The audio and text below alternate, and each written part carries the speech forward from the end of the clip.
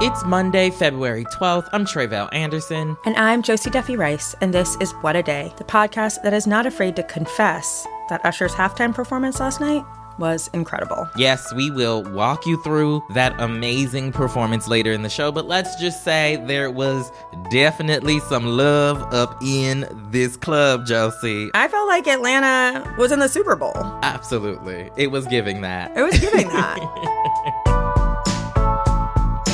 On today's show, the Senate advanced a bill that would provide $95 billion in aid for Ukraine and Israel. Plus, we discuss the significance of Pakistan's parliamentary election. But first, tomorrow is Election Day for the race to replace George Santos, in New York's 3rd congressional district. Early voting for the special election started earlier this month on February 3rd. And polls are set to close at 9 p.m. Eastern tomorrow night. Yes, and we will be watching that very closely, but remind the peoples, Josie, how exactly did we get here? So, as I'm sure you remember, last December, George Santos was expelled from the House by his colleagues after a scathing House ethics report found, quote, substantial evidence of lawbreaking by Santos, and concluded that he, plain and simple, quote, cannot be trusted. That's putting it lightly. The vote to kick him out of Congress made him the 6th House member to ever be expelled by colleagues in the chamber's history. So it was a pretty big deal. Yeah, how can we forget? That's also the report that details Santos's use of campaign funds on things like Botox, some hotel nights, a little OnlyFans action was in the mix. He was spending money at Sephora. You know Sephora ain't cheap. It is not cheap. Well, he is out of office now, and the special election to fill his vacated seat is happening tomorrow. Yeah, and it's a pretty important election, given that right now Republicans hold a narrow 219 to 212 majority in the House. So the stakes are pretty high here. You know, one vote means a lot. Absolutely. And so to learn more about the candidates running to fill Santos's seat, as well as what it would take to flip this seat and others in the state, I called up Gabby Seay. She's the campaign director of Battleground New York. They're a coalition of organizations and unions working to flip New York's 5 Republican-held House seats and take back the House. Welcome to What a Day, Gabby. Thank you for having me. Absolutely. Thank you for being here. Okay, so tomorrow is the special House election to fill George Santos's seat. Let's set the stage for those who aren't there, right, on the ground. Tell us about the candidates running to fill his seat. So there are 2 candidates running. There's former Congressman Tom Suozzi, who is the former county executive for Nassau County on Long Island, has been a local mayor, has been delivering for the district for a couple of decades now. He is running as a Democrat. And then there is a Republican running, Mazi Pilip, who is currently a county legislator. I believe she's in her 2nd term, so fairly new to politics and public service. And you can tell. I know that's right. On the campaign trail. That's right. And speaking of the campaign trail, this is New York's 3rd congressional district. Mm-hmm. Talk to us a little bit about who makes up the district, who makes up the voter base there. How have they voted in the past? The 3rd congressional district is a true battleground district. And it's not a battleground district in the way that we think about it a lot of times. We think about battleground districts being places where you win on the margins. No, this is a battleground district that makes big swings. Joe Biden won this district in 2020 by about 8 points. 2 years later, Lee Zeldin, running for governor, won it by 12. And so this is a place where voters make their gripes, they make their ambitions, they make their hopes and dreams really, really clear in the way that they vote. And so we expect this to be a pretty close election, closer than we typically see in a district like this. This is a pretty diverse district. You know, about 18% of the district are API voters. It is made up of both Queens and New York City and Nassau County on Long Island. Lots of people of color. Right now, we're doing a program in English and Spanish and Hindi and in Chinese and Cantonese. And so, like, that's the kind of campaigns that you have to run. You have to be able to speak to people where they are on their doorsteps in their language. And the candidate we're supporting, Tom Suozzi, has been doing that his entire career. So it's a super diverse district. Democrats have the voter registration advantage, but this is a special election in the winter when people aren't used to voting. So turnout is going to be the name of the game. And already we think this is going to be a record turnout election for a special election. 2 days into early voting, 21,000 people had already voted, which is pretty unheard of for an off-cycle special election like this. I would like to ask you specifically about you all's work and efforts with Battleground New York to flip this seat and win back the House. What does that look like? So if we flip these 5 seats in New York, that's the whole ball game, Battleground New York. There are 2 seats on Long Island that we're going to be working with, 3 seats in the Hudson Valley. One of those is to protect Congressman Ryan. And then there's a seat, 22nd Congressional District in Syracuse. You know, when people think about New York, they usually think about New York City. Mm-hmm. And they think about it being a super Democratic, although we can have a conversation about our Democratic mayor right now another time, come back another time for that. But what we know for folks that do work in New York and have for many years is that these districts have always been battleground districts. We've just never had this margin of victory come through New York. And so part of what we're trying to do is make sure people understand that this indeed is a battleground state right now. It may not be a battleground state for the presidential election, but it is certainly a battleground state when it comes to Congress. If we win here, we flip Congress and we make my congressman, Hakeem Jeffries, Speaker of the House, which I would love to have a speaker named Hakeem who lives around the corner from me. And so we believe that we are going to flip Congress by doing 2 things. One, holding these elected officials accountable, because whether your name is D'Esposito or Mike Lawler or any of these Republican congressmen, Mark Molinaro, these are all people who are one way when they're in New York talking to their constituents, or sometimes not talking to their constituents. And then when they go to Washington, D.C., they vote with MAGA Mike Johnson and Marjorie Taylor Greene. And so we want to make sure that voters understand and that we deeply invest in these districts that will be battleground seats no matter what. And then the other thing is that we got to build a super robust turnout operation across the state. We understand that turning out voters is not just about registering them once and then talking to them during the get out the vote time. It is about registering to vote, building a relationship with them, giving them tools to hold their elected officials accountable and turning them out. We're building the largest field campaign we believe that the state has ever seen, investing $11 million in turning out voters of color, young people, new registrants, and folks that are typically left out of big campaigns. So we think about, going to the people who vote every single cycle. No, our work is to engage folks that are often forgotten and left out of the political process. Absolutely. And so what would you say is your message to voters who are heading to the polls before they close tomorrow night? What do you want them to know? I want them to know that we all deserve a functioning Congress. We deserve elected officials that fight for lower prescription drug prices for us, that will protect the border, that will invest in communities, that will invest in people, that have a track record of producing results and not of chaos. And there's only one person in this race who has a record of delivering for people of color, for working class voters, for his entire career, and that is Tom Suozzi. And so I want voters to understand what is at stake here. And honestly, you don't have to tell people of color and working class people what's at stake. We know what's at stake every single day when we walk out the doors, when our children go to school, when we're putting gas in our cars. We don't need to tell people what's at stake. What we need to tell people is who to blame. And right now, they got to blame Republicans, the party of chaos, the party of MAGA extremists. And we need to bring some order and some real work back to Washington, D.C. That was my conversation with Gabby Seay of Battleground New York. You can learn more about how you can help win back the House at votesaveamerica.com. And that is the latest for now.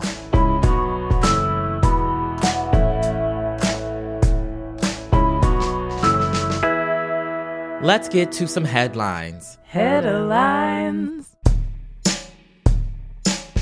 The Senate advanced a bill on Sunday that would provide $95 billion in aid for Ukraine and Israel. That's about $60 billion for Ukraine and $14 billion for Israel. The deal also includes $10 billion toward humanitarian assistance for civilians caught in war zones. The vote was bipartisan, with 18 Republicans joining Democrats during a rare Sunday session. Senate leaders are hoping to get a floor vote on the bill as soon as tomorrow. But the bill continues to face opposition from Trump's allies in the chamber, who believe that, quote-unquote, protecting the southern border is more important than supporting Ukraine or aiding vulnerable civilians. These are the same Republicans that killed an earlier version of the same bill last week.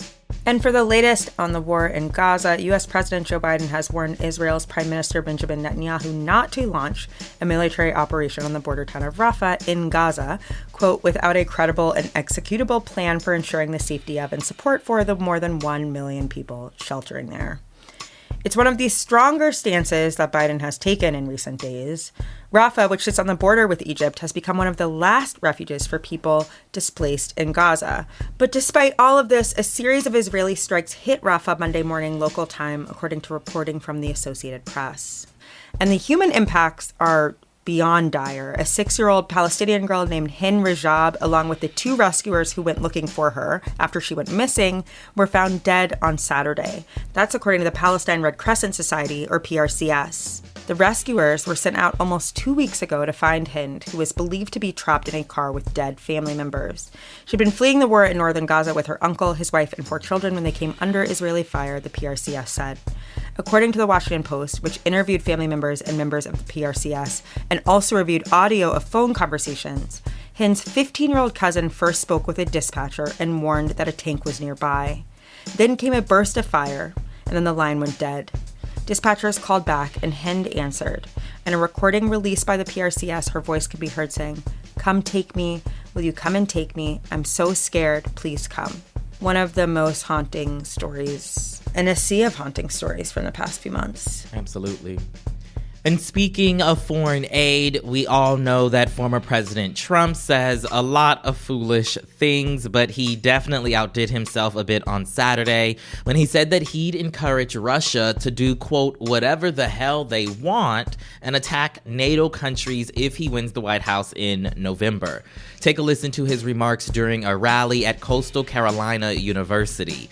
In this clip, he's recalling a conversation he had with a world leader who asked him what he'd do as president if another NATO country was attacked, but failed to meet the alliance's requirements for defense spending. One of the presidents of a big country stood up and said, well, sir, if we don't pay and we're attacked by Russia, will you protect us? I said, you didn't pay? You're delinquent? He said, yes, let's say that happened. No, I would not protect you. In fact, I would encourage them to do whatever the hell they want. You got to pay. You got to pay your bills. Wow.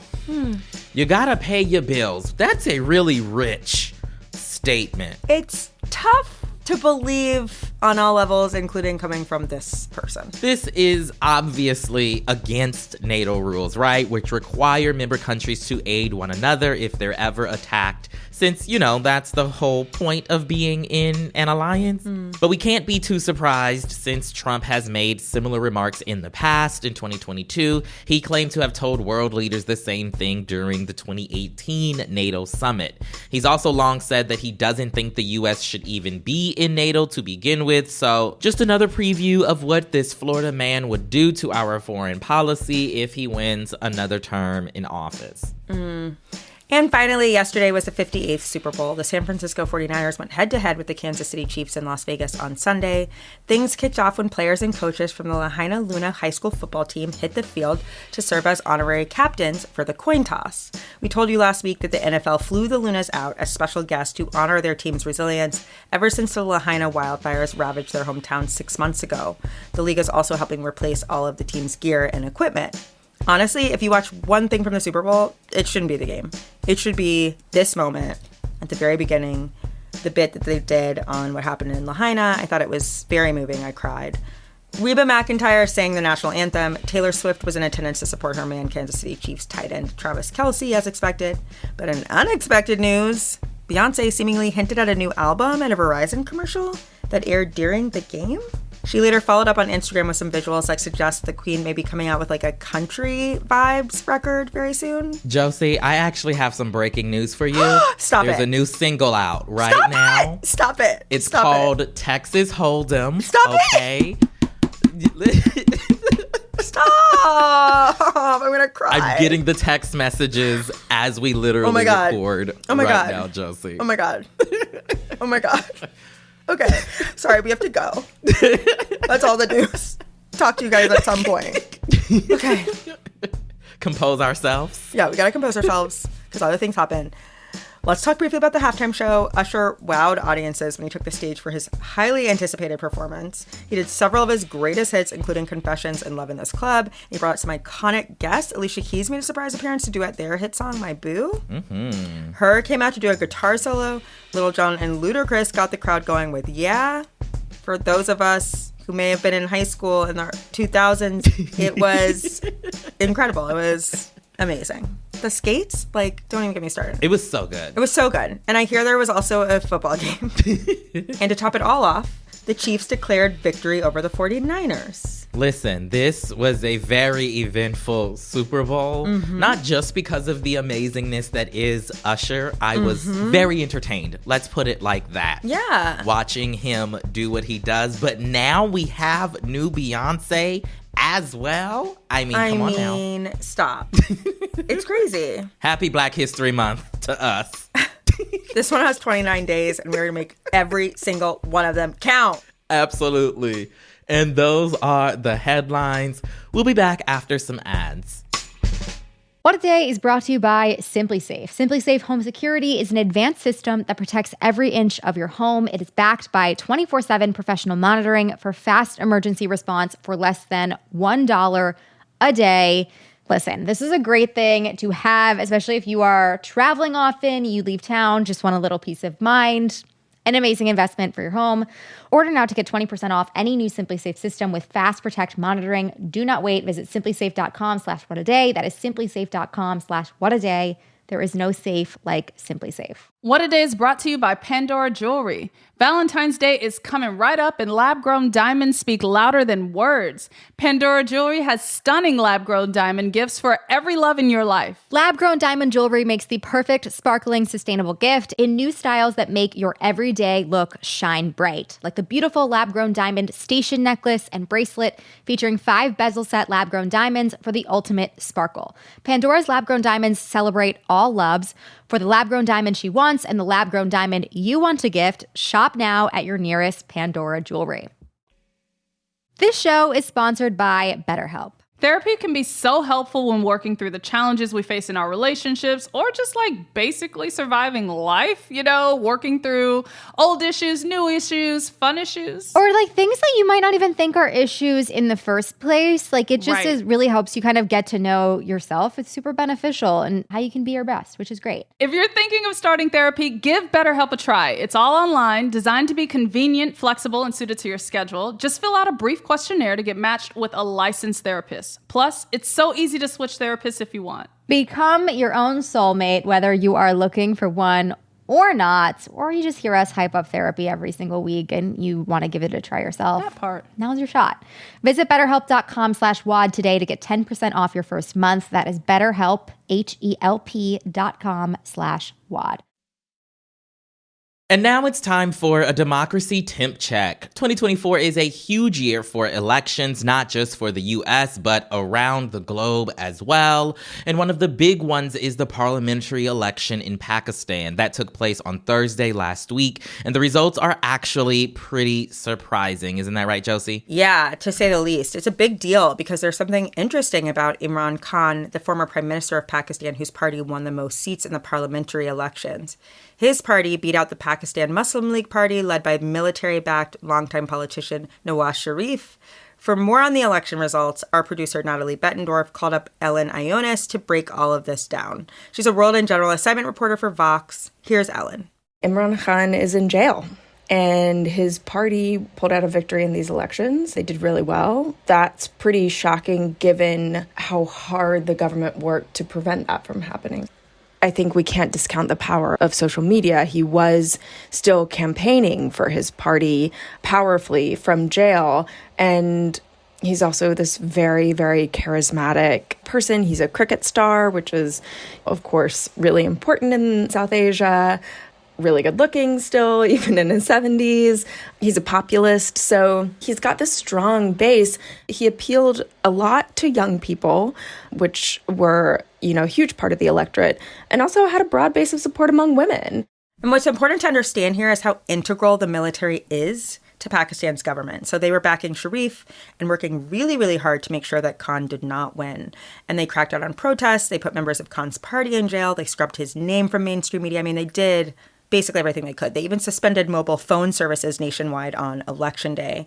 There was generally a lot of political violence surrounding this election, and dozens of people were killed. In terms of the role of the U.S. in all of this, how would we describe that? Yeah, it's a good question, especially because promoting democracy around the world has been a self-proclaimed big goal of the Biden administration. So here's how Ellen explained it. The U.S. hasn't really come out very strongly against the charges against Khan, against his imprisonment. We haven't been very forceful in saying, like, listen, this is really interrupting democracy and you have to prove that these charges are legitimate. It sort of exposes the hollowness of U.S. foreign policy if we're not really willing to be critical of these sort of liminal states of democracy, if we're not really willing to say, like, listen, Imran Khan maybe is not perfect, but having the military really run Pakistani politics is not a solution. And the thing is, as we're talking about the state of democracy here in the U.S., it's important to look outside of the U.S. as well.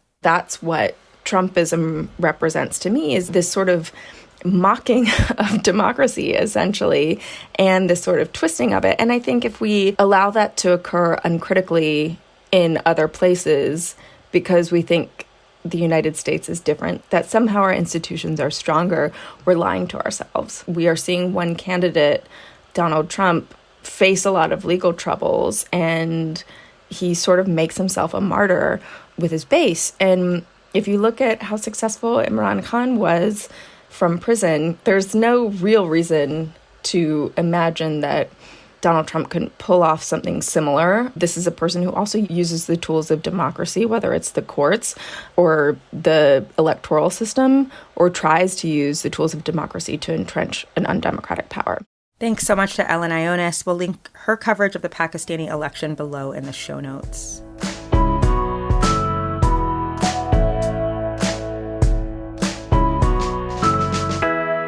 One more thing before we go. It is 2024, abortion, trans and gay rights, and oh yeah, whether our planet remains habitable for humans, all of it is on the ballot. We know it's a lot, but Vote Save America's got you covered with a new initiative to help streamline your political giving for the year. It's called the Anxiety Relief Program. Just donate what you can each month, and VSA will take care of distributing 100% of your dollars where they're needed most. So far, over 500 recurring donors have joined the program and trusted VSA to make their dollar go further. But we still have a long way to go, so head to votesaveamerica.com to sign up now. Paid for by Vote Save America, votesaveamerica.com, not authorized by any candidate or candidates committee. That is all for today. If you like the show, make sure you subscribe, leave a review, go out and vote, and tell your friends to listen. And if you're into reading and not just about Beyonce's new single, like me, What a Day is also a nightly newsletter, so check it out and subscribe at crooked.com/subscribe. I'm Josie Duffy Rice. I'm Tre'vell Anderson. And Beyonce for president. President in my heart. That's all that matters, Josie. I just don't want to, sully her by forcing her to... You said, actually stay out of politics, please, and thank you. Actually stay out of politics, my love.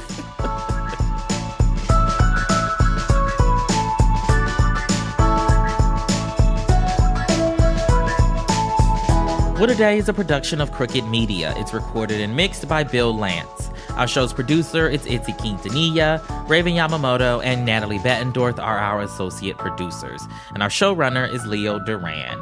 Our theme music is by Colin Gilliard and Kashaka.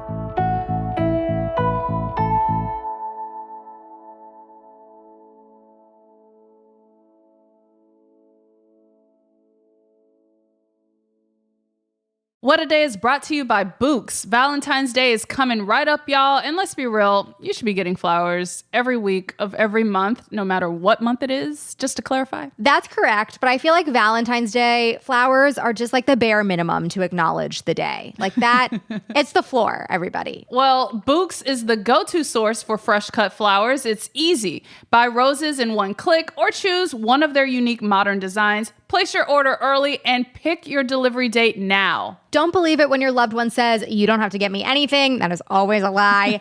Be the hero and go to Books.com and use promo code WAD for 25% off. That is BOUQS.com,